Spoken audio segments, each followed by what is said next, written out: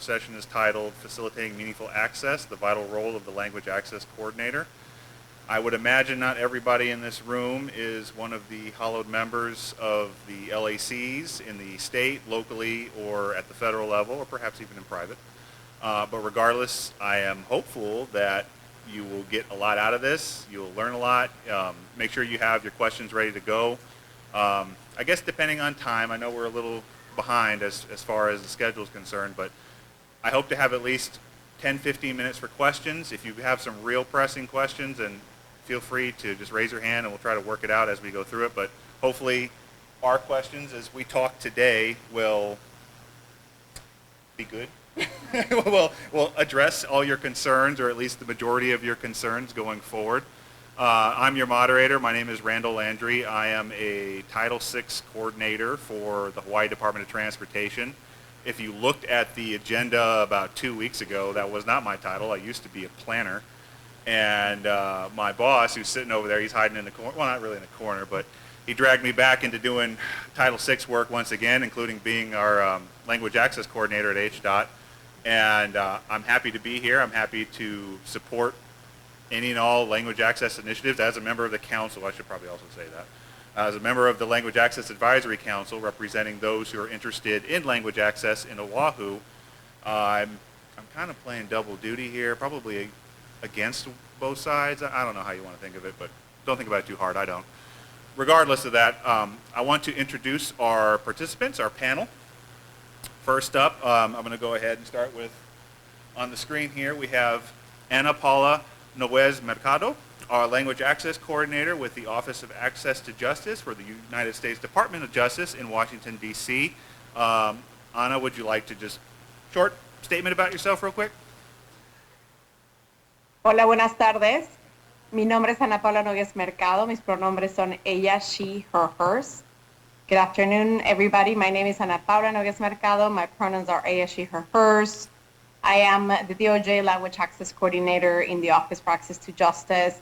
And I'm so grateful to the state of Hawaii and the Office for Language Access for putting this event together. I am really sad that I was not able to join in person. I am participating right now from New Jersey, and it's just a pleasure to be here. I want to share very quickly 2 minutes about Attorney General Garland and the Office for Access to Justice. We're prioritizing equal opportunity and access to justice as a fundamental element of the promises of justice. And we're working to transform the way in which we address disparities and the enormous gaps in the access to government services for those communities that have been historically marginalized, including individuals with limited English proficiency, as well as individuals who are deaf or hard of hearing. My position as the inaugural DOJ Language Access Coordinator was established in May 2021 by Attorney General Garland. And as my mandate, I work to improve knowledge, use, and expansion of the Department Language Access resources, and to develop and promote meaningful and equitable language access policies. I really look forward right now to share a little bit more about my mandate and how we are working to break down barriers to the founding and enduring mission of the Department of Justice, which is equal justice under the law. I'll pass it back to you, Ronald, and I will share a little bit more further down the line. Thank you. All right, our next panelist, I will be going to who's closest to me here. The next panelist is Jody Stanley, the International Services and Language Access Coordinator with the Human Rights Department of the City of Greensboro, North Carolina. Jody, would you like to give a brief introduction? Sure thing. Well, I want to share with you, this was my one wish to come to Hawaii, so AP's here making wishes come true. No, my name is Jody. I was born and raised in Bolivia. How many of you know where Bolivia is? Yay! Somebody asked me one time, they said, where in Ohio is that? So I was born in Bolivia and was raised there. I'm Bolivian, Canadian, and I became a U.S. citizen as well last year. So I'm really proud of the background and upbringing that I had in a country other than the United States, because most of my life has been spent in the United States. And I'm really, really proud that the city of Greensboro, which is just slightly smaller than Honolulu, has committed to having finally one allocated person to serve the needs of the international community in Greensboro. I love the way the position is structured because not only do I do language access, I also serve the immigrant and refugee community. So the relationship is there. I think it's upon all of us to always remember and reiterate that this is about people. We are about people. So really excited that the city of Greensboro has made that commitment. I've had this position for about a year. I'll share more with you later. Just know that for those of you who were appointed to be language access coordinators, that was me too, 2015. They told me, you're the language access coordinator for the city. And I said, what's language access? So I learned, they said, here's lep.gov, and here's the city's policy. And I had to take it from there, and now we have a full-time position. We're doing some really cool things. I'll share more with you later, but thrilled to be here. Thank you so much for the hospitality and for this. Thank you. And last but not least, we have Carrie Uesugi, the Language Access Program Manager with the Hawaii State Department of Human Services. Carrie? Hi. Okay, so I'm Carrie, and I do work for the Department of Human Services. I'm also a member of the Language Access Committee under the Office of Language Access, as well as being one of the Language Access coordinators. And I'm really pleased that the Office of Language has put the coordinators all together, that they're all from the State Department. So we all have varying types of experiences, and it's so nice to share finally with the other departments, which is really good. And also to take part. There you go. Can you all hear now? Okay. Yeah. And it's also to participate in some of the conferences that OLA and myself have attended in the mainland, because being in Hawaii, sometimes it's very isolating, I guess, and then to hear that other cities and states also have the same concerns that we do in language access is really, really refreshing. But thank you for having me. Okay. Thank Yes, you, Carrie. thank you. All right. Now we're just going to go right into the meat of it. We planned it ideally to be like a talk story session. We're just going to go through the questions. If everyone is willing and able to provide their perspective here, and I guess depending on our time, we can take questions from the audience based off our questions that we talk about. If not, then we'll for sure have a Q&A at the end of this. Hopefully we won't run over time. So I'm going to go ahead and start getting into our questions. Our first one for the panel is, what is the role of language access in ensuring all individuals can feel represented and represent themselves in our communities? Anna, would you like to go first? Sure. Hello, everybody, again. I would like to share with you all a quote from our director, Rachel Rossi, at the Department of Justice, Office for Access to Justice, which I think sums up the vision and response to this question. She said, access to justice means language access. People should not be excluded from the promises of our laws because of the language that they use. The American Community Survey in 2021 estimated that 26 million people, around 8% of individuals who are 5 years or older, speak English less than very well. As you may know, in some jurisdiction, this may come up to more than 30% of the population.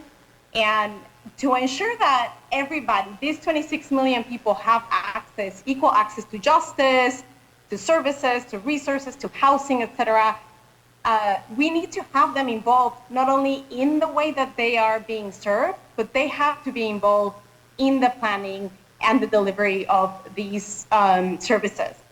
We want to have people who have the lived experience, or those people who have directly impacted by the justice system in our case. And in the case of many of your organizations or service agencies, it's really, really crucial to have those lived experiences, those voices in the planning processes. In the Department of Justice, we actually recently released our language access plan. As part of my main mandate, I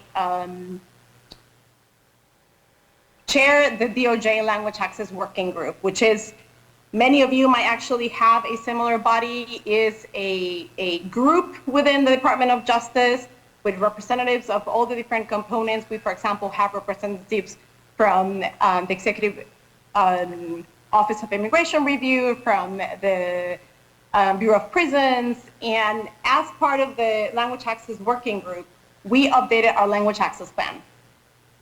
It was actually released a couple of weeks ago, and I will be sharing with AP the email, the file. I will share also the press release which actually we translated into ASL, which is one of the best practices to ensure that individuals who are deaf and hard of hearing also have access to the planning processes, to the delivery of services. And in our language access plan, we are actually prioritizing outreach for communities who do not speak English. And again, as I was saying, outreach does not mean only informing about the services, about the plans, but also creating opportunities for people who have those impacted experiences, the firsthand experiences, are able to provide input in the planning of public policy. Many of you might be actually familiar with this under Title VI, and it's implementing regulations, including Executive Order 13166, federally conducted and assisted programs. So those programs who run federal programs, or those agencies who run federal programs, or those agencies that provide federal financial assistance are required to ensure meaningful access for individuals with limited English proficiency. Some state and local jurisdictions, like here we have Greensboro, North Carolina, and the state of Hawaii, have been champions in this. But it is very important that you know, as language access coordinators, that there are requirements to ensure meaningful access at a federal level, and sometimes the requirements are expanded at a state and a local level. So just to close this part of the question, we really recognize as the Department of Justice the importance that outreach has. We are constantly asking for input. We, as I said, connect with different community groups. We communicate with law enforcement. We seek input from national cultural-specific organizations, legal aid organizations, as well within our federal agencies, sister federal agencies, to ensure that we are learning from everybody. We're learning about best practices, and we're sharing visions. We're sharing visions, lessons learned, and making sure that we're hearing the stories and the experiences of all those who are impacted. Thank you, Anna. Carrie or Jody, do you have any additional thoughts you'd like to include in? I was looking at it more from like a state perspective in regards to what are we doing here in the States, or in Hawaii. And what I looked at is, okay, language access. First of all, our keynote speaker, right, starting with plain language. It starts with that, and then we translate, right? And I think within the state, that's what we're working on right now. It's something, it's not new, but it's new.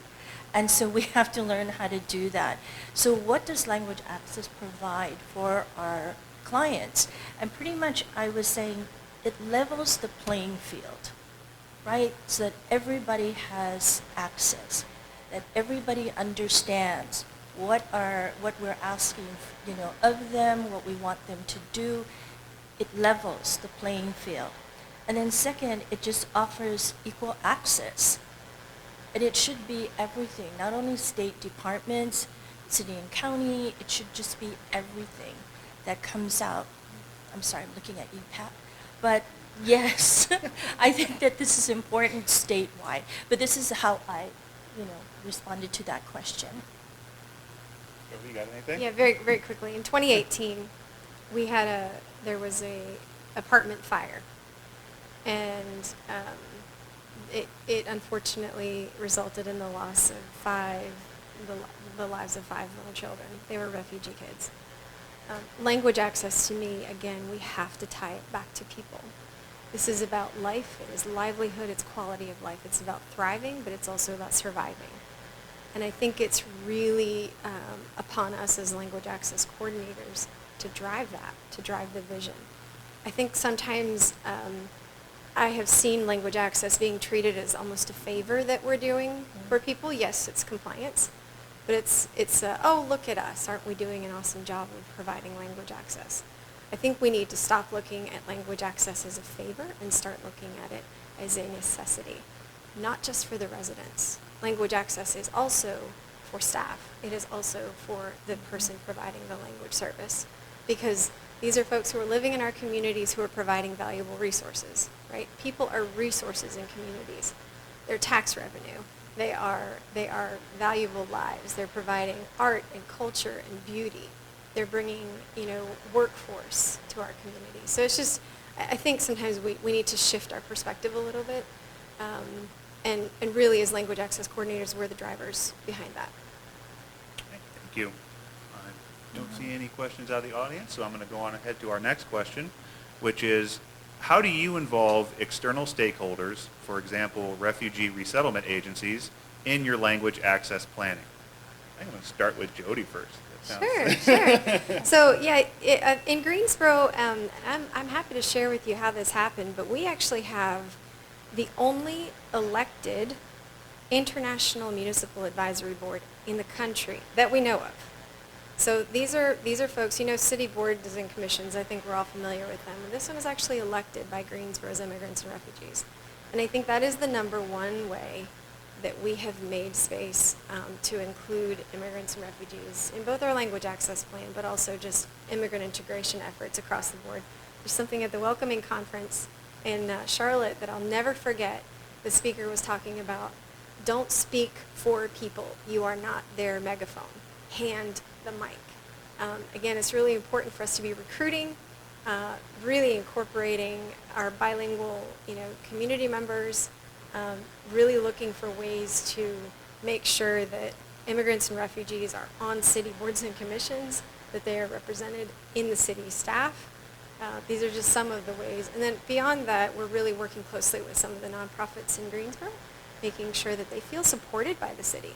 For too long, refugee support agencies especially were doing all of the work, and the city was like, oh, they're handling it, we'll just trust them to do their job. No, we need to take an active role in the work that they're doing, and I think we've started doing that over the last year or so. Thank you. Carrie or Anna, do you have anything you'd like to say? Just within DHS, we've been participating in some of the community meetings that have been going on really strongly in regards to not only interpreting and translation, but also legislation. So things to, like you said, let's just move forward. DHS can't do our planning without that input from the community. I think that's all. Thank you. Anna, do you have anything you'd like to add? Sure, I can add very quickly. As I was sharing, we recently released the DOJ language access plan, and this plan modernizes our previous language access plan. And from 2012 to 2023, when we created this updated version, we really placed the big focus on external stakeholder engagement. So we actually engaged with a number of organizations and groups that focus on language access needs as part of our effort to update the language access plan. And I wanted to share with everybody present in the room over there that it is important to be very mindful that we bring all the voices, as Jody was mentioning. And we often, as agencies, tend to talk to those that we like or that we align with. But it's also very important that we bring those people that we might not fully agree with or who might have a different vision, so we can actually learn, right? We can understand what their standpoint is. We can see what their concerns might be, where they see the gaps, where they see the challenges, so we can then bring them into the conversation. So as part of our stakeholder engagement, we work with a very wide number of groups from, local organizations, legal aid organizations, as I was saying before, those individuals who have been impacted by the criminal justice system, public defenders, national cultural specific organizations. Often we also forget the cultural specific organizations, and we have been very mindful to think about intersections. So language access is just one piece of one person's identity, right? Then we have to think about their national origin, their ethnic background, do they have a disability? And so bringing all those different groups that might be representing all those different intersections that is the lived experience of an individual who is experiencing that lack of access, those gaps in being able to access just the very basic services such as health, benefits, housing, et cetera, et cetera. So always making sure that we're being expansive in who we're thinking as part of our stakeholder engagement groups. Thank you, Ana. I actually wanted to very quickly, Randall, share. I wanted to give an example, and I know that there's a very similar effort in Hawaii. At the DOJ, we, in the Office of Access to Justice, we lead the DOJ Legal Aid Interagency Roundtable. And the Legal Aid Roundtable is co-chaired by the Attorney General, and it brings together 28 government agencies to improve program coordination and provide meaningful access to justice for all persons and families. Last year, the focus of this roundtable was on people-centered simplification of government forms. So what Jody was mentioning, Curry was mentioning, making sure that it's in simple language, plain language. And this year we will be focusing on administrative proceedings. I know that there is a layer in Hawaii. I would be curious to know who's part of it and if you can insert yourself in some way to provide this input on how the programs are being coordinated and what is being prioritized. Could they reach out to you if they wanted to find out more about that as we go forward? They can reach out to me Okay. to learn about the DOJ LAIR program. I can put you in touch with the executive director of the LAIR program who has been in conversations with the LAIR Hawaii, of course, yes, of Okay, course. awesome. Thank you. All right, are there any questions in the audience? Doesn't look like it. Oh, yeah. We'll run out.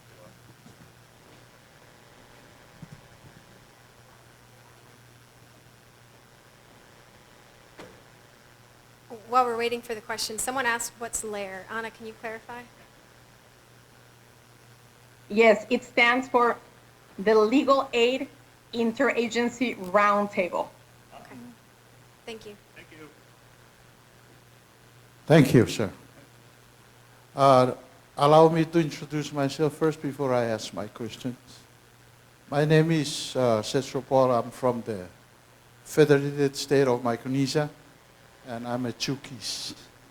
My question is pertaining to the roles of language access to COFA citizens that are migrated throughout the United States in the various states. And I'm appalled because I have many Chukis resided in the state of North Carolina, and of course we do have North Carolinians is also among us.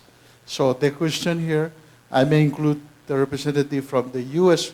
federal government as to, with the influx or migrations of COFA citizens throughout the United States, what roles in terms of language access that the federal government has established for our Micronesian COFA citizens that are spreading out in the various states, which include the state of Hawaii. And I'm very grateful for the state of Hawaii because I know they have taken many steps to involve many of our people in terms of having workshops, trainings, hiring many bilingual speakers from our island countries to participate in, let's say, working in the school department, working in the public health department, translating for the legal system.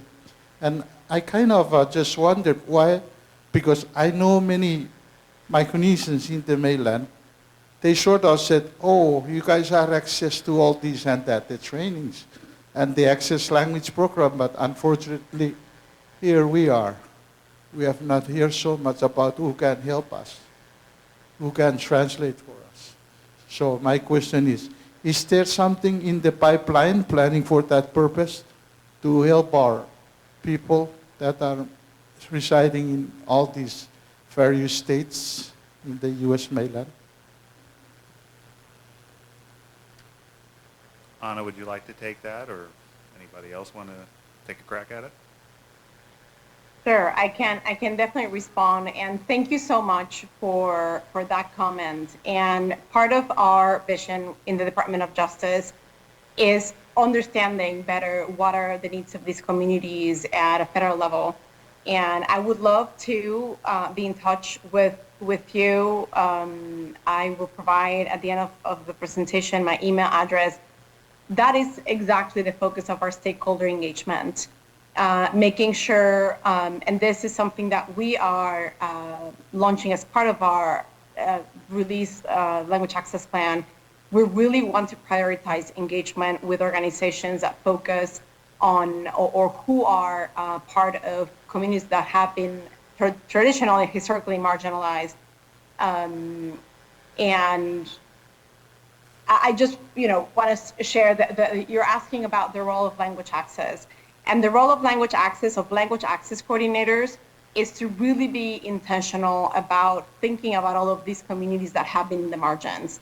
And how can we make sure by connecting with you, by having one-on-one conversations, but having bigger listening sessions, that we are bringing you to the conversation and your communities to the conversation to make sure that the different programs, the different policies that we're developing are being developed and thought of with the vision of incorporating all of these communities.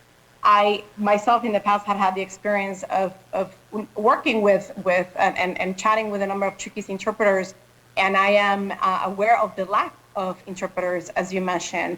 And so the role of the language access coordinator, at least at the federal government, is to really understand these gaps, and have the conversations on how can we improve the different programs, the policy development, to make sure that as the demographics of the Department of the United States change, we are envisioning the services that are needed for all of these communities.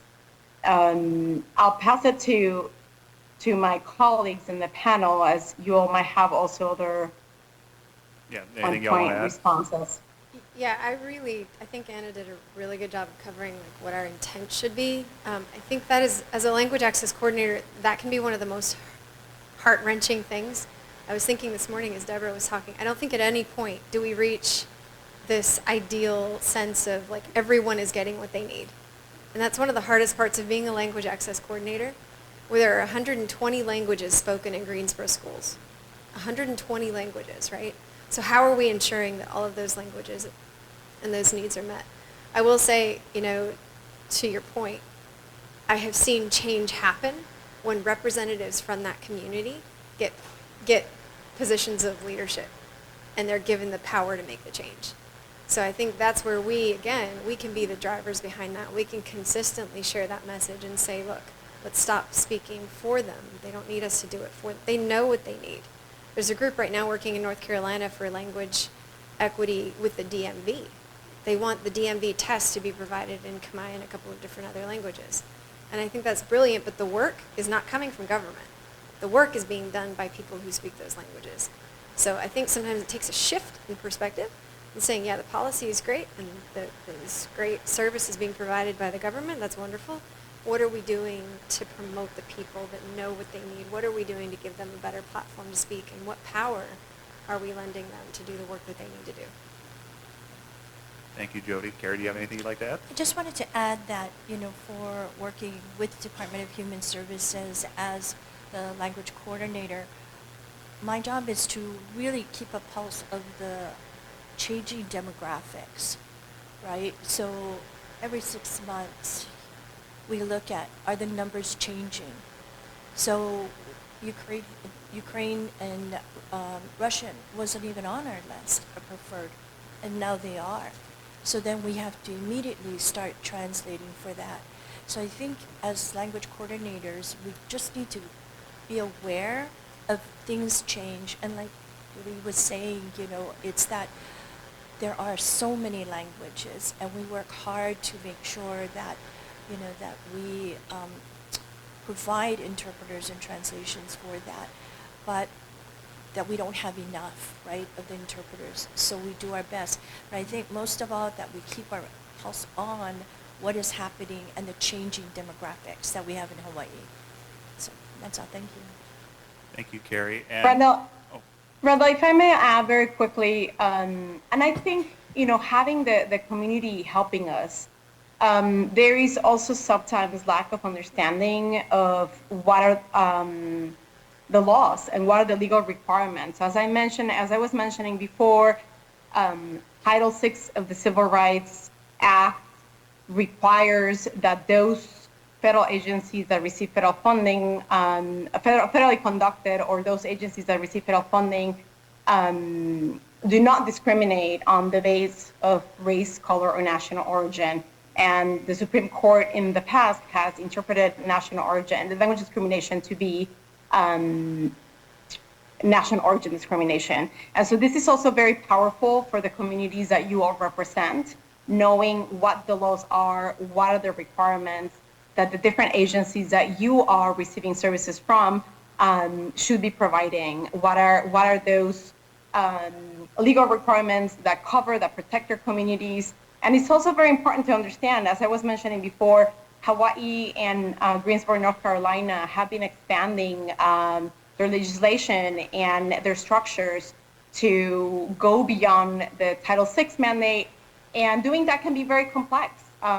There is unique and different mandates and missions at the different levels, at the federal, the state, the local level, and that requires allocation of new resources. And this often can be difficult when agencies, federal agencies in my case, that are funded by Congress, often is uncertain, right? So there is lack of certainty in the resources that we have. So there's also power in the community to be aware of these requirements and how they can be advocating for these programs. Thank you. And I just like to say thank you so much for all this good information that you share with us. Like I said, 10 years ago, I moved to Hawaii, and we, of course, had some difficulties, likewise, access to the language, something like that. Not only me, but many of the migrants, but like things has been improved tremendously in the state of Hawaii. And I salute those people who are responsible for that, because I know many programs are in place in the various agencies, office, departments. And to my North Carolinian, I grew up myself in Greenfield, North Carolina, and I know the volume of the migrants in your state of North Carolina has increased tremendously. And the population of Kofa has also increased in Greenfield. I don't know in Greensboro, but I knew North Carolina because I was there like 5 years in the state of North Carolina. And on the federal level, I'm so grateful that I share some of this concern. 10 years ago, before I migrated to Hawaii, I was an ex-member of our National Congress, Federated State of Micronesia. That's why some of this concern we highlighted way back then in those years. And I thank you all for working toward resolving many of the issues. I know, like I was using Hawaii, they did really great here, and I'm hoping the other state, likewise my whole state, NC State or Tar Heel State, we do eventually likewise. And thank you again for giving me the opportunity. thank you. And I'd also like to say, can I get your contact information? Because I'd love to have it. I mean, I'm kind of cutting into the time, of course, but it's an open thing for everybody, because getting that feedback, or even just being able to reach out to you folks to talk about, say, a translation of a vital document, or the need for interpreters at various services or facilities that we have, or just something like that, just to find out, what do you need? What can we do better? How can we help? All of that, it's greatly appreciated. I'll be looking for you. Okay, if there's no other questions, I'm going to be moving on to our next question. Let's see, this is a fun one. What are the greatest challenges in securing agency buy-in for language access policies? Carrie, you want to go first? Yeah, I can only speak for the Department of Human Services and the staff that we have. Basically, it varies, Randall. You know, you have people who are staff that totally buy into it. And a lot of them have family members, right, that speak other languages. So they understand. They've gone through this process. They know. They've experienced. And then we have others that I don't think they get it, because when you go through the laws and you go through policies and all of that, I think they get it as theoretical, that this is what they're supposed to do. But in actually implementing it, it'll take a more time. And pretty much that's the challenges we have right now, is those that get it and those that don't. But then when we do our training, it's for everyone, either as a review to remind them what it is, and the second is to just keep saying the same thing over so that they will understand that it's not only a right, it's not only the law, but it's just the right thing to do, right? So we try to get them on different levels. But yeah, thank you. Thank you, Carrie. Anna, would you like to add anything to that? Sure. I mean, there's a lot of challenges, and just building on what Carrie was sharing, it's very important as that language access coordinator that you loop back that it's not only awareness of language access because it's a law, because it's the right thing to do, but it also connects to the mission of the agency, and it makes everybody's work easier, right? If you can communicate to the individuals that you're supposed to be serving, everything will run more smoothly. So it is really and this is part of the work that we're doing in the Office for Access to Justice. We have been having a lot of conversations of human-centered design, people-centered design, where we are centering the experience of the individual. How can they access or not? But that has an impact on the staff person, right? On the personnel. If you don't have access to interpreters in Chuukese, then it makes it very hard to be able to serve the public. So that's one of the greatest challenges, making sure that people are connecting it. It's not something extra to do, but that they're connecting to the mission of the agency. As I shared before, also the lack of knowledge on legal requirements. A lot of people and staff do not know that they do have a legal requirement. And while it's the best thing to do, it's also a requirement, an obligation that they have based on the different laws at the different levels. Thank you, Anna. Jody, would you like to add anything? I think it's fascinating that we all have the same issues, y'all.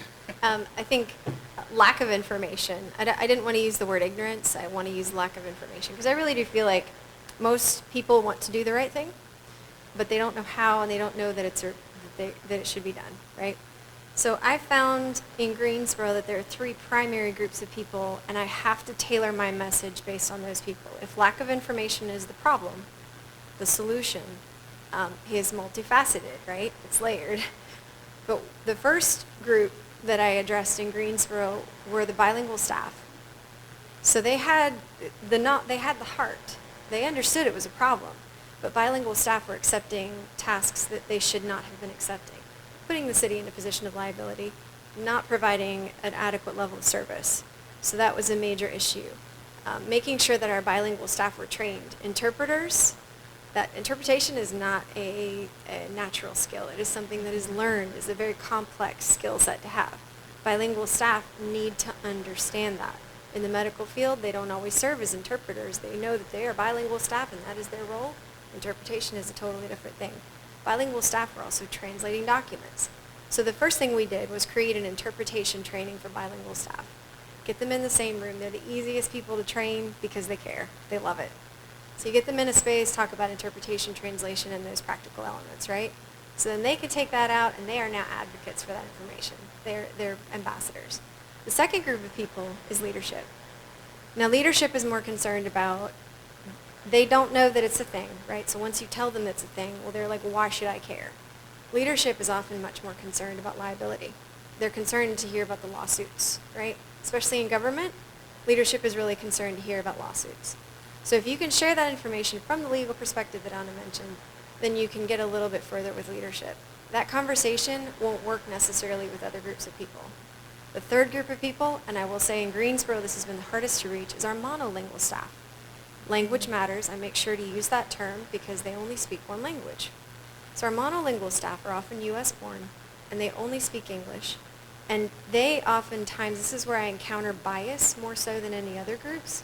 So I had to create a training that would get them in the room to talk about bias. If I create a training and call it cultural sensitivity and bias, implicit bias, you're not going to get the people in the space to have that conversation because that title won't appeal to them. So we created a basic Spanish class. Everyone's coming to learn Spanish. And then we incorporated elements of cultural humility without calling it that. We do Immigration 101, so we bring in an immigration training, an immigration lawyer, and he talks about the U.S. immigration system and how horrible it is to navigate.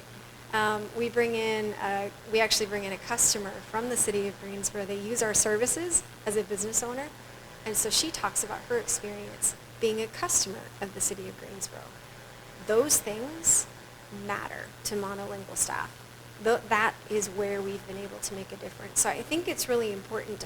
I think it's really interesting that we all share a very similar challenge. Our primary barrier is just really lack of information and connection. And then figuring out solutions to that problem is the next step to that. And if any of you, I freely share our designs for our trainings, so you're more than welcome. If you want to connect with me, I can send those to you. Thank you. And I would add myself, just another insert here. I would agree with everything everyone has said. I think you really have to have more training, more awareness, which is probably too big of a word for our plain language. So just more telling people in a nice way what the law is, what do they need to do, what are they supposed to be doing, and then also receiving feedback, because I think a good example would be like with DMVs, something I get to oversee. I don't really hear feedback until something goes wrong, until we have a problem. And then they're calling me because, oh no, something's gone wrong, how do we deal with it? And I tell those folks again and again, you need to keep me updated on everything, the good and the bad. When you have good days, that's great. I'm happy to hear it. Thank you for letting me know. If you're having bad days, if you're having some kind of issue, okay, let's try to figure out what the problem is. But without that feedback, I say without keeping those lines of communication open, it is so difficult to get things done, so difficult to work in this space because everyone becomes siloed. We talked about that before, I think. And everybody's just doing their own thing. They're not thinking about language access. I'm thinking about language access because it's my job. But everyone else is thinking about building bridges, is thinking about issuing out driver's licenses, whatever the case may be. And only do they think about something like this when, a problem has arisen in the business process. A problem has arisen in operations. What do we do? And then you got to go in to fix it. And I'm tired of that. I imagine a lot of the folks here who are coordinators are probably tired of that as well. And they like to have, what's the old saying, an ounce of prevention is worth a pound of cure. I love having those ounces of prevention to deal with that sort of stuff. I imagine y'all do as well. So. Okay. All right. Any questions? By chance? Oh.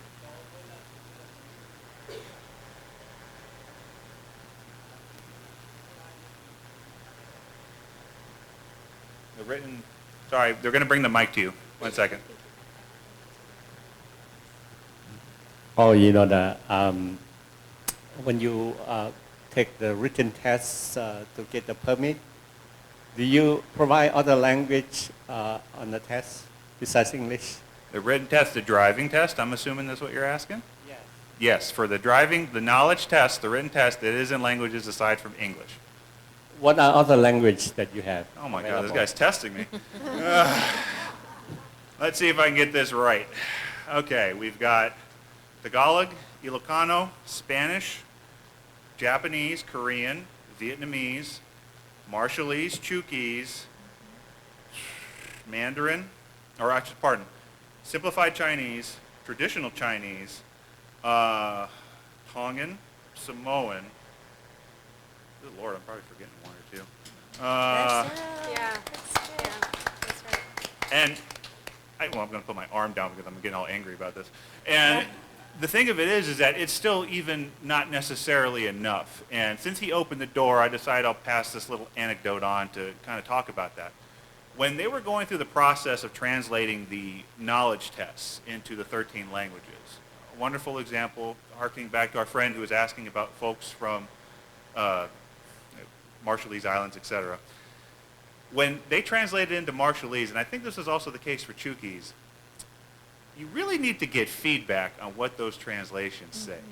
Because as it was found out when, to use a little bit of, I guess, software language, when you go from testing to live production of these tests, when they're being used by folks out at the DMV, it reads like Old English. I don't know what Old English is like when you're testing for driving a car, but I would imagine it's going to be something like, ye driver, thou art shalt hit the brake when moving at thine speed, something like that. I don't know what the equivalent would be, but from my understanding, it really confused a lot of folks. And that's the time when you want to go out there and get that feedback from the community before you would put a document into production like that. Because you put it out there, it reads like gibberish or Old English, and you look foolish.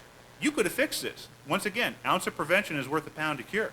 So that's the sort of thing that I would stress, is having that continuous feedback with communities in your locality, in your area, just to get that feedback to understand these things, because otherwise you're going to have that kind of problem. Thank you for the question. So do you use translators or Google Translation? AP is here. He's going to get mad at me if I say Google Translation. No, we have to be using professional translation for these sorts of things. You want a professional product, you need to use a professional service. I translated what? Oh, yeah. I don't want to go too far. It's turning into me. This is about us, not me. So, but. I just want to add on to this question, at least at the judiciary, what the challenges that we had with buy-in and why our program was successful at a point is, I spoke about it earlier this morning about buy-in from the top or support from the top. And within the judiciary, the top leadership at the Supreme Court level, if you can get your top official or executives to understand what language access is about, what worked for us was the word compliance. When people understand, because we tried the view of it's the right thing to do. You know, we want to be pono and we want to be inclusive. That works with certain segments of your community in your work environment, but oftentimes administrators are balancing cost, time efficiency, administrative type of operations. And so pono isn't always the top priority. But if you need to use compliance, I mean, Department of Justice has a lot of consent agreements on their websites. If you need to show your top officials that cost of litigation possibly, or what it takes when Department of Justice is on your back for 5 to 6 years for something that you could have prevented, may work. And in our institution, it came down to mandatory staff training. So once the buy-in was there and they understood what this was about, then it became an important priority for the entire organization, where every single employee in your organization, and it was about 3,000 at the time that we did it, statewide. So we had to travel to each neighbor island and make sure that every staff person was trained on language access. Because those people, those employees are your front line. So in the policy making behind the scene, you can create policies and you understand it. But if your frontline people don't understand it, then you're already setting up your organization for failure. So that's important. Buy-in at the top, use the compliance in the law, show them consent agreements and what it took to get through, and we don't want to be there, and we want to be pono. So let's do the right thing before we get to that point. Thank you. And Brenda, if I may add very quickly, it seems that there's another question. Go ahead, if that's okay.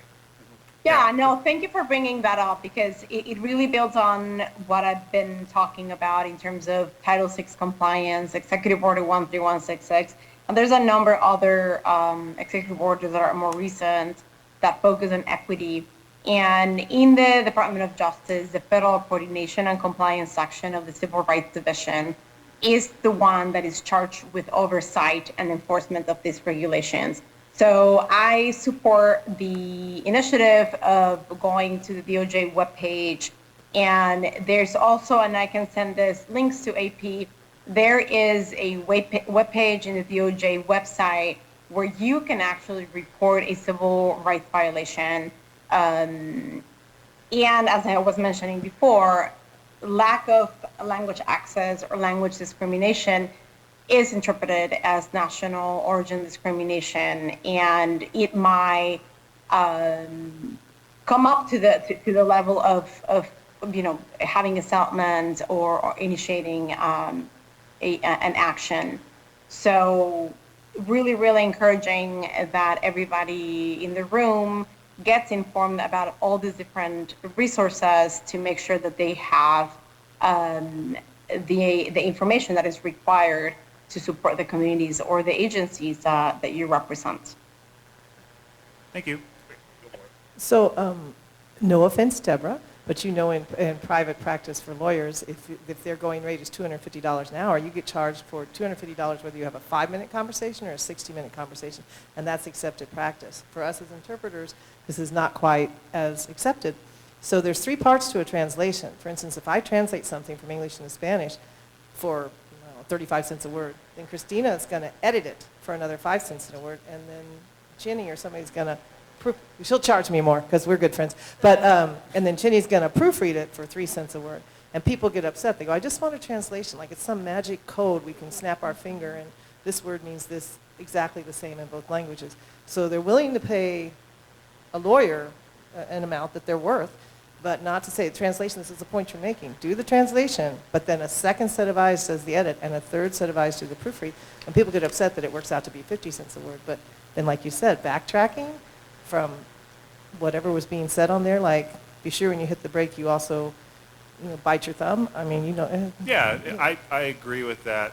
I think, and as somebody, because AP wanted me to mention it anyway, the Hawaii State Driver's Manual was also translated into 13 languages that I hope I got right. And that required review. That went from being a short test for the knowledge test, the written test that I'm sure most folks here have taken or seen at the very least, that's about a few pages, to a 100-something page document, all about the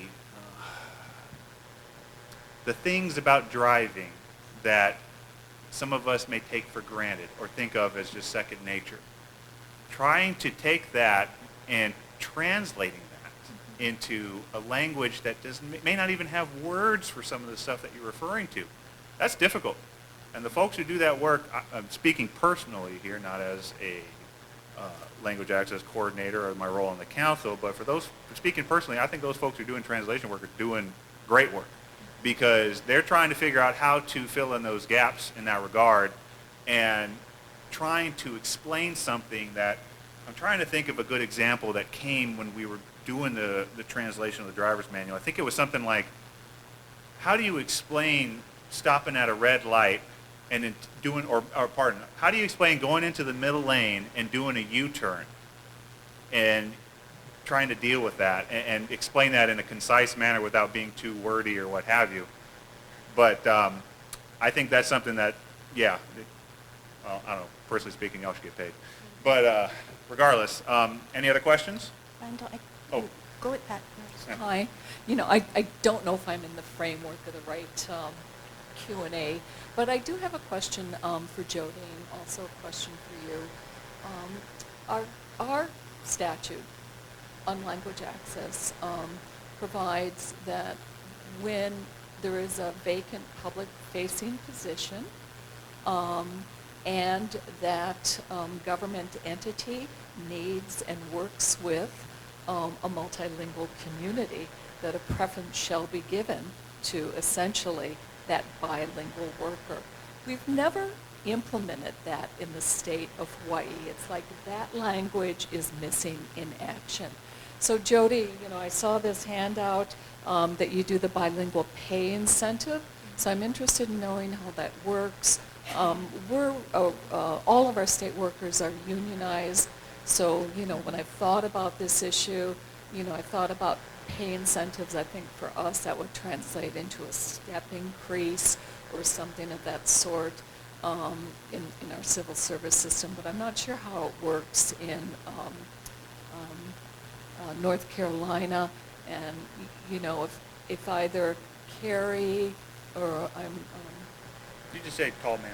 sorry, Randall, Yeah, I got it. if your departments are actually doing that, you know, giving a preference to bilingual workers for vacant public, you know, assuming same skill level, but they bring that added benefit if the departments are engaging in that. Yeah, because it's just so beneficial for everybody for so many reasons. Who wants to go first? So I can share what we're doing in Greensboro, and we were embarrassingly behind the curve, and sometimes it just is, and you got to make it work, right? We implemented our bilingual pay incentive policy. We're the third largest city in North Carolina, but didn't have one. We implemented it 2 or 3 years ago, so it's very new. It took me 2 years to argue that it was necessary, and then another 2 years for HR to do comp studies, and such is life in government. But right now, we first test the staff member. That's extremely important. We test them for their skill level. They have to pass at a certain rate. I actually designed the test with the language service provider. Something that's come up over the years is, especially Spanish, which is our second most used language in Greensboro. Mexicans have completely different words than Cubans, than do Bolivians, than do Argentinians, than do people from Spain. So it was really important for us to identify the Spanish that was primarily used in Greensboro and to really think about a locally relevant Spanish test for our staff. So that was the first, was just the test design I think is really important. So we're able to test our staff. Those that pass, they receive the incentive. We actually require them to go through annual interpreter training because, again, being a bilingual staff member does not mean you get to be an interpreter. In fact, the entire training is designed to teach bilingual staff when to say no. At a base level, it's designed to teach them when to say no because all of us, I don't care how qualified you are, if you're the court-certified interpreters, I don't care how qualified you are, all of us have limitations, and understanding those limitations is part of our power. So it's a really incredible program, and it's gone a long way to increasing reliability in the services that we're providing. Next steps are recruitment and marketing of recruitment. I want to more actively recruit bilingual staff. I think that's a really important thing. We are not a union state. There are states that are. Some of us here, Peggy and Emily and AP and I, are part of a national network of language access coordinators, and I'm happy to connect you to other folks who have bilingual pay incentive programs in union states because I think it's a huge deal. For the state of Hawaii, I can just say for DHS, we do not look at that. And I'm just saying, not knowing HR, but what I know for sure. But I know that DOH does, right? They do hire bilingual staff for their outreach. Okay. Okay, so we really have to work harder because it is an ongoing issue, but it's a very important issue. Yeah, I echo Carrie's statements on that. For us at HDOT, for what I do, I like to get volunteers for bilingual employees. That does not mean that they are the resource. They are not the resource. They are your last resort. You have nothing else but a bilingual employee, and you really should know better than having nothing else than a bilingual employee. Then, okay, fine, you will use that person, but that is, for my purposes, explained out to them, to their supervisor, et cetera, just so that whoever that individual is isn't just on loan to everybody because you're getting multiple requests at the airport or what have you. So we have professional services. We have contracts for professional services. The SPO, the state, state procurement office, has a master contract for these sorts of services. Or, depending on what the language is, you may need to go out. Whatever the case may be, there are circumstances, they are not insurmountable. That does not mean that you need to go to your bilingual employee who is volunteering their time to do this work and just use them for this. That's my position anyway. Randall, I would like to share a little bit with everyone. I think this is a very... Can you hear me? Okay, sorry. It's hard to tell what's happening in the room. Yeah, no, go for it. So this is actually a topic that came up as we were updating the DOJ language access plan. We heard from different components within the department about their concerns specifically about all the different topics that have been brought up, the pay differential, the skills, what are the limitations when you use this multilingual staff. And I wanted to share that we actually incorporated an expanded, modernized section in the language access plan to recognize, what are the different guidelines that the components should take into consideration when hiring or using multilingual staff.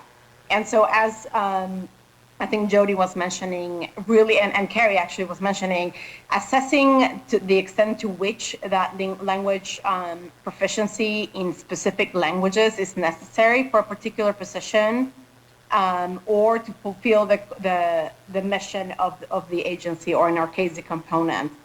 Also, making sure that job descriptions, postings, and pay rates are being modified for roles that interact with individuals with limited English proficiency.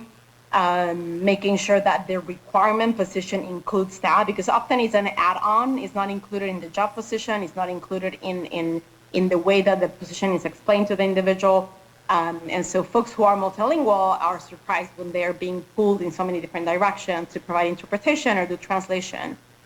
One thing that I wanted to highlight is that our language access plan actually expands the concept of language access to individuals who are deaf at hard of hearing. So for the very first time, the Department of Justice is recognizing sign language as a language. And as part of the policies that we have incorporated in the language access plan is also ensuring that hiring practices do not discriminate against people who are deaf and hard of hearing. And so this is actually in compliance with Section 501 of the Rehabilitation Act of 1973. And it's important to recognize that all of these individuals who are multilingual, who speak different languages, and individuals who are deaf and hard of hearing actually offer very valuable insights and skills to increase meaningful access and effective communication with individuals who have limited English proficiency and who are deaf and hard of hearing. So, as a word of advice, if you have the opportunity of revising the policies of your agency, making sure that all of these are incorporated in them. All right. Thank you, Anna. You have like 30 seconds if you want to respond, because we need to end in a little I bit. just want to say, I hope this is an encouragement to the language access coordinators in the state of Hawaii, since you meet and collaborate regularly to look at this issue to try and resolve it for the state of Hawaii. How are we going to hire, what would be the mechanism for hiring bilingual trained workers for that position, right? Not just bilingual workers to randomly give bad advice, but we're talking about specific positions. So that's my challenge to the language access coordinators. Appreciate it. Thank you.